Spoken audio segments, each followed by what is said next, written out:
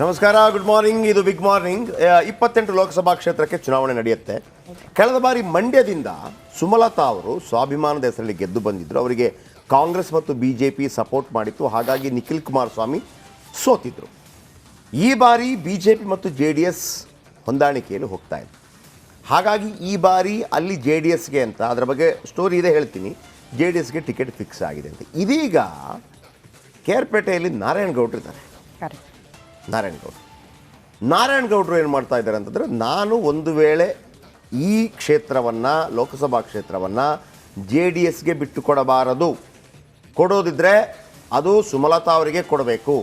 ಒಂದು ವೇಳೆ ಸುಮಲತಾ ಅವರಿಗೆ ಕೊಡದೆ JDSಗೆ ಬಿಟ್ಟು ಕೊಟ್ಟರೆ, ಅದು ಯಾರೇನಿಲ್ಲ JDSಗೆ ಬಿಟ್ಟು ಕೊಟ್ಟರೆ ನಾನು ಕಾಂಗ್ರೆಸ್ಗೆ ವಾಪಸ್ ಹೋಗ್ತೀನಿ ಅನ್ನುವಂಥ ಒಂದು ಮಾತುಗಳು ಕೇಳಿ ಬರ್ತಾ ಇದೆ. ಶೆಟ್ಟರ್ ಘರ್ ವಾಪಸಿಯಿಂದ ಮಂಕಾದ ಕಾಂಗ್ರೆಸ್ಗೆ ಬಲ. ಬಿಜೆಪಿ ಬಿಟ್ಟು ಕಾಂಗ್ರೆಸ್ ಸೇರಲು ಮಾಜಿ ಸಚಿವರ ತಯಾರಿ. ಕ್ರೀಡಾ ಸಚಿವರಾಗಿ ಕೆಲಸ ಮಾಡಿದ್ರು ಕಳೆದ ಬಾರಿಯ ಗವರ್ಮೆಂಟ್ನಲ್ಲಿ. ದಳ ಕಮಲ ಮೈತ್ರಿಯಿಂದ ಸಿಡಿದಂಥ ನಾರಾಯಣಗೌಡರು. ರಿಪಬ್ಲಿಕ್ ಕನ್ನಡದಲ್ಲಿ ನಾರಾಯಣಗೌಡ ನಡೆಯ ಬಗ್ಗೆ ಇಂಚಿಂಚು ಮಾಹಿತಿ. ರಹಸ್ಯವಾಗಿ CM ಸಿದ್ದರಾಮಯ್ಯ ಅವರನ್ನು ಭೇಟಿಯಾದ ಬಿಜೆಪಿ ನಾಯಕ. CM ಸಿದ್ದು ಮತ್ತು ನಾರಾಯಣಗೌಡರ ಎಕ್ಸ್ಕ್ಲೂಸಿವ್ ಫೋಟೋ ಲಭ್ಯವಾಗಿದೆ. JDS ಬಿಜೆಪಿ ಮೈತ್ರಿ ವಿರುದ್ಧ ನಾರಾಯಣಗೌಡ ಅಸಮಾಧಾನ. ನಾರಾಯಣಗೌಡರ ಒಂದು ವಿಶೇಷತೆ ಏನಪ್ಪ ಅಂತಂದರೆ, KR ಪೇಟೆಯಲ್ಲಿ, ಮಂಡ್ಯ ಜಿಲ್ಲೆಯಲ್ಲಿ ಬಿಜೆಪಿ ಯಾವತ್ತಾದರೂ ಕಣ್ಣು ತೆರೆದಿದ್ರೆ ಅಥವಾ ಬಿಜೆಪಿಯ ಕಮಲ ಅರಳಿದ್ರೆ ಅದಕ್ಕೆ KR ಪೇಟೆಯ ಉಪಚುನಾವಣೆ ಕಾರಣ. ನೋಡಿ, ಮಧ್ಯದಲ್ಲಿದ್ದಾರೆ ನಾರಾಯಣಗೌಡರು, ಈ ಕಡೆ ಸಿದ್ದರಾಮಯ್ಯನವರು. JDS ಅಲ್ಲಿ ಕೂಡ ಒಮ್ಮೆ ಗೆದ್ದಿದ್ರು ನಾರಾಯಣಗೌಡರು. JDS ಅಲ್ಲಿ ಗೆದ್ದಿದ್ರು. ಇವರು ದೊಡ್ಡ ಹೋಟ್ಲೆಲ್ಲ ಇದೆ ಮುಂಬೈಯಲ್ಲಿ. ನೀವು ಫ್ಲೈಟ್ ಇಳಿದ ತಕ್ಷಣ ಅಲ್ಲಿ ಬಂದಂಥ ಅನೇಕರು ಇವರ ಹೋಟೆಲ್ಗೆ ಕರ್ಕೊಂಡು ಹೋಗ್ತಾರೆ. ಭಾಳ ಒಳ್ಳೆ ಹೆಸರು ಇದೆ ಅವ್ರಿಗೆ. ಆಮೇಲೆ ಅದೇ ಟೀಕೆ ಕೂಡ ಮಾಡ್ತಾರೆ ರಾಜಕೀಯವಾಗಿ, ಬೊಂಬೈವಾಲ ಅಂತೇಳಿ. ನಾನು ಅವರ ಹೋಟ್ಲಲ್ಲಿ ಒಮ್ಮೆ ತಂಗಿದ್ದೆ. ಅಂದರೆ ನಾವ್ಯಾರೊಂದು ಗೊತ್ತಿರಲಿಲ್ಲ ಅವ್ರಿಗೆ. ಅಲ್ಲಿಯ ಕೆಲಸಗಾರರನ್ನು ನಾನು ಕೇಳಿದ್ದೆ, ಇದು ಯಾರ್ದು ಅಂತ ಕೇಳಿದ್ರು. ನಾರಾಯಣಗೌಡ ಕಾಹೆ, ಗೌಡಾಜಿ ಕಾಹೆ, ಹೆಂಗೆ ಮನುಷ್ಯ ಅಂತ ಕೇಳಿದ್ರು. ಕ್ಯಾದ್ಮಿಯ ಸರ್, ದೇವರು ಸರ್ ಅಂತಾರಲ್ಲಿ. ನನಗೆ ಭಾಳ ಆಶ್ಚರ್ಯವಾಗ್ಬಿಡ್ತು. ಯಾರು ಗೊತ್ತಾ, ಈ ಏರ್ಪೋರ್ಟಿಂದ ಕರ್ಕೊಂಡು ಹೋಗೋದಕ್ಕೆ ಕಾರಲ್ಲಿ ಬನ್ನಿ ಸರ್ ಹೋಟೆಲ್ ಕರ್ಕೊಂಡು ಹೋಗ್ತೀನಿ ಆ ವ್ಯಕ್ತಿ ಹೇಳೋದು. ಖುಷಿ ಆಯ್ತು ನನಗೆ. ಆಮೇಲೆ ಅವ್ರು ಸಿಕ್ಕಿದ್ರು, ಅವ್ರ ಜೊತೆ ಮಾತಾಡೋದು ಬೇರೆ ವಿಚಾರ. ಈಗ JDS ಅಲ್ಲಿದ್ದರು.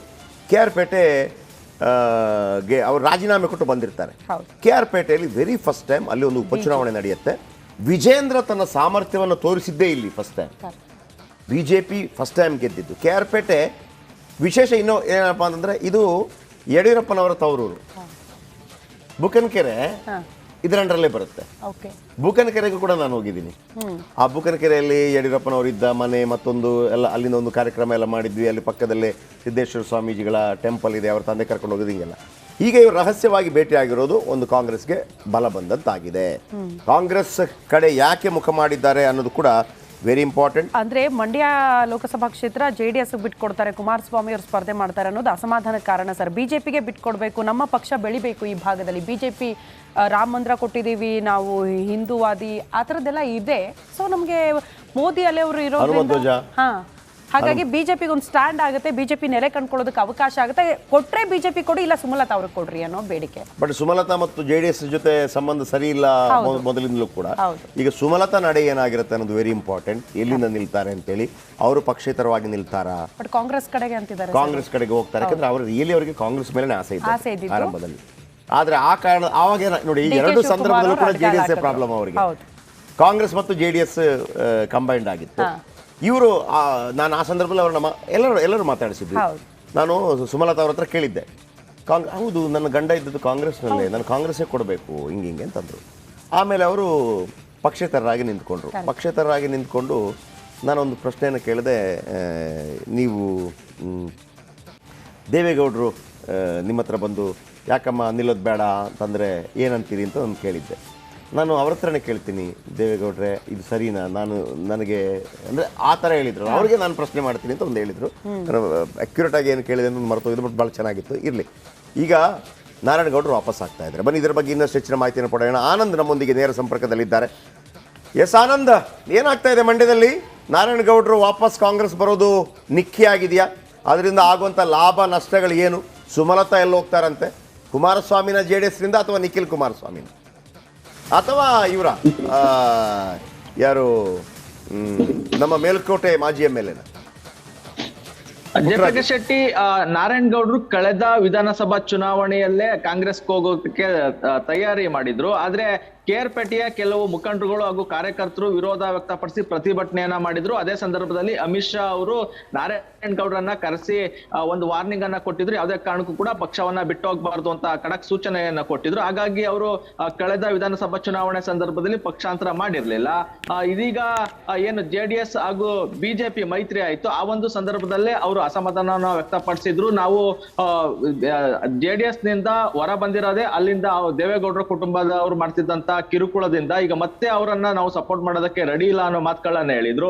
ಅದ್ರ ಜೊತೆಗೆ ಇತ್ತೀಚೆಗೆ ಈಗಾಗ್ಲೇ ಮಂಡ್ಯ ಕ್ಷೇತ್ರವನ್ನ JDSಗೆ ಬಿಟ್ಕೊಡೋದು ಪಕ್ಕ ಅಂತ ಹೇಳಲಾಗ್ತಾ ಇದೆ. ಅದ್ರ ಜೊತೆಗೆ ಏನು ಮಂಡ್ಯ ಕ್ಷೇತ್ರವನ್ನ ಬಿಜೆಪಿನೇ ಉಳಿಸ್ಕೊಳ್ಬೇಕು ಅನ್ನೋ ಒಂದು ಒತ್ತಡವನ್ನ ನಿರಂತರವಾಗಿ ನಾರಾಯಣಗೌಡರು ಬಿಜೆಪಿ ನಾಯಕರ ಮೇಲೆ ಆಗ್ತಾ ಬರ್ತಾ ಇದ್ದಾರೆ. ಅದ್ರ ಜೊತೆಗೆ ಸುಮಲತಾ ಅವ್ರಿಗೆ ಟಿಕೆಟ್ ಕೊಡ್ಬೇಕು ಅಂತ ಹೇಳಿ ಒತ್ತಡವನ್ನ ಹಾಕ್ತಾ ಇದ್ದಾರೆ. ಆದ್ರೆ ಇಲ್ಲಿ ಬಿಜೆಪಿ ಕ್ಷೇತ್ರವನ್ನ ಉಳಿಸ್ಕೊಳ್ಳೋದ್ ಬದಲು JDSಗೆ ಬಿಟ್ಕೊಡ್ಬೋದು ಬಹುತೇಕ ಪಕ್ಕ ಆಗಿದೆ. ಹೀಗಾಗಿ ಹೇಗಿದ್ರು ಏನು ಕ್ಷೇತ್ರ ಬಿಟ್ಕೊಡೋದಿಲ್ಲ, ಅಂದ್ರೆ ಕ್ಷೇತ್ರ ಬಿಟ್ಕೊಡೋದು ಪಕ್ಕ, ಹಾಗಾಗಿ ನಾನು ಇಲ್ಲಿರೋದು ಬೇಡ ಅನ್ನೋ ಮನಸ್ಥಿತಿಯಲ್ಲಿ ನಾರಾಯಣಗೌಡರು ಇರುವಂತದ್ದು. ಇನ್ನು JDS ನಾಯಕರ ಜೊತೆ ಯಾವ ಮಟ್ಟಕ್ಕೆ ಅವರು ಅಸಮಾಧಾನ ಹೊಂದಿದ್ದಾರೆ ಅಂದ್ರೆ, ಮೊನ್ನೆ ಪಾದಯಾತ್ರೆ ನಡೆಯಿತು ಕೆರಗೋಡ್ನಿಂದ ಮಂಡ್ಯದವರೆಗೂ ಕೂಡ ಪಾದಯಾತ್ರೆಯಲ್ಲಿ ನಾರಾಯಣಗೌಡರು ಭಾಗಿಯಾಗಿದ್ರು.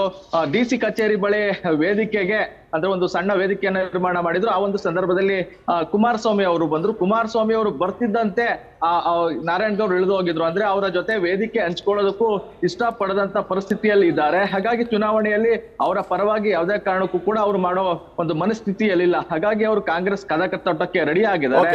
ಸಾಕಷ್ಟು ಬಾರಿ ಈಗ ಸುಮಲತಾ ಏನಂತೆ ಸುಮಲತಾ ಅವರು ಕಾದು ನೋಡುವಂತ ತಂತ್ರಕ್ಕೆ ಹೋಗಿದ್ದಾರೆ ಜಯಪ್ರಕಾಶ್ ಶೆಟ್ಟಿ. ಯಾಕೆಂದ್ರೆ ಈಗಾಗಲೇ ಅವರು ಕಾಂಗ್ರೆಸ್ಗೆ ಹೋಗುವಂತ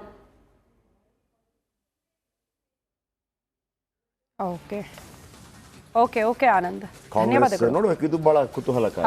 ಕಾಂಗ್ರೆಸ್ಗೆ ಹೋಗ್ತಾರಾ? ಕಾಂಗ್ರೆಸ್ಗೆ ಹೋದ್ರೆ ಕಾಂಗ್ರೆಸ್ ಮಾತುಕತೆ ಆಗ್ತಾ ಇದೆ ಅನ್ನೋದೆಲ್ಲ ಇದೆ ಸರ್, ಮಾತುಕತೆ ಆಗ್ತಾ ಇದೆ ಇರ್ಬೋದು ಬಹಳ ಬಹಳ ಬಹಳ. ಯಾಕಂದ್ರೆ ಅಲ್ಲಿರುವಂತದ್ದು ನೋಡಿ, ಕಳೆದ ಬಾರಿ 1,25,876 ಮತಗಳ ಅಂತರದಿಂದ ಗೆದ್ದಿದ್ರು. ಯಾರು? ಸುಮಲತಾ ಗೆದ್ದಿದ್ರು. JDSಗೆ 5,77,784 ಮತಗಳು ಬಂದಿತ್ತು. JDSಗೆ ನಿರೀಕ್ಷೆಗಿಂತ ಜಾಸ್ತಿ ಮತ ಬಂದಿತ್ತು ನನ್ನ ಲೆಕ್ಕ ಪ್ರಕಾರ. JDSನ ಒಂದೇ ಒಂದು ಮತ ಆ ಕಡೆ ಈ ಕಡೆ ಹೋಗಿಲ್ಲ. ನಾನು ಅದನ್ನು ಖಡಾಖಂಡಿತವಾಗಿ ಹೇಳಬಲ್ಲೆ. ಚಾಲೆಂಜ್ ಇದು. ನಿಖಿಲ್ ಕುಮಾರಸ್ವಾಮಿ ನಿಂತಾಗ JDSನ ಎಲ್ಲಾ ಮತಗಳು ನಿಖಿಲ್ ಕುಮಾರಸ್ವಾಮಿಗೆ ಬಂದಿದೆ. 25,000 ಮತಗಳು ಅಥವಾ 50,000 ಮತಗಳು ಜಾಸ್ತಿನೇ ಬಂದಿದೆ. ಸುಮಲತಾಕ್ಕೆ ಎಲ್ಲ ಕಾಂಗ್ರೆಸ್ ಮತಗಳು ಸುಮಲತಾಗೆ ಬಂದು ಈ 1,25,886 ಮತಗಳಿದೆಯಲ್ಲ, ಅದು ಬಿಜೆಪಿ ಪರವಾಗಿರುವಂಥ ಮತಗಳು. ಆ ಮತಗಳು ಅವ್ರಿಗೆ ಬಿತ್ತು.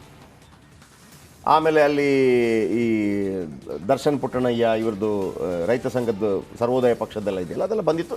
ಒಂದು ಸಣ್ಣ ಪ್ರಮಾಣದಲ್ಲಿ ಆಗಿರ್ಬೋದು, ಅದು ಕಾಂಗ್ರೆಸ್ ವೋಟ್ ತರೋದು.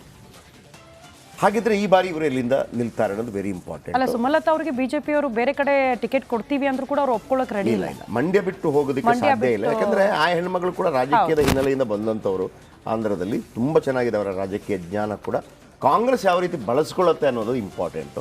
ಆಮೇಲೆ ಆ ವರ್ಚಸ್ಸು ಅದು ಇದೆಯಾ ಇಲ್ಲೋ ಮಂಡ್ಯ ಜನ ತೀರ್ಮಾನ ಮಾಡಬೇಕು.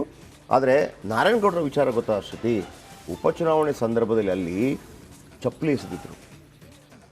ಏನು JDS ಏನೋ ಬೊಂಬೈ ಏನೋ ಒಂದು ಇದೆ, ಅದು ಬೊಂಬೈ ವಾಲ, ಅದೊಂದು ಟೀಕೆ ಟಿಪ್ಪಣಿ ಎಲ್ಲ ಭಾಳ ಜೋರಾಗಿತ್ತು. ಚಪ್ಪಲಿ ಎಸೆದಿದ್ರು ಇದು ಹಾಕ್ಲಿಕ್ಕೆ ಹೋದಾಗ ಭಾಳ ಗಲಾಟೆ ಆಗಿತ್ತು. ಸೊ ಹಾಗಾಗಿ ಅವರಿಗೆ JDS ನಾಯಕರ ಜೊತೆ ಆಗ್ತಾ ಇಲ್ಲ. JDSನಿಂದ ಒಮ್ಮೆ ಗೆದ್ದು ಕೂಡ ಬಂದಿದ್ರು. ಈಗ ಒಂದು ಬ್ರೇಕ್ ಆದ ನಂತರ ಮಂಡ್ಯದಿಂದ JDS ಕೊಟ್ಟರೆ ಯಾರು ಅಭ್ಯರ್ಥಿ? ಕುಮಾರಸ್ವಾಮಿನ, ನಿಖಿಲ್ ಕುಮಾರಸ್ವಾಮಿನ, ಅಥವಾ ಪುಟ್ಟರಾಜು ಅವರು ಕೂಡ MP ಆದಂಥವರು, ಮೇಲ್ಕೋಟೆ ಮಾಜಿ ಶಾಸಕ. ಈ ಬಾರಿ ದರ್ಶನ್ ಪುಟ್ಟಣ್ಣಯ್ಯ ಅವರ ವಿರುದ್ಧ ಸೋತರು. ಅವರನ್ನು ಇಳಿಸ್ತಾರಾ ಅಥವಾ ಯಾವುದಾದ್ರೂ ಕಾರ್ಯಕರ್ತರು ಕೊಡ್ತಾರಾ? ಅದ್ರ ಬಗ್ಗೆ ಹೇಳ್ತೀನಿ.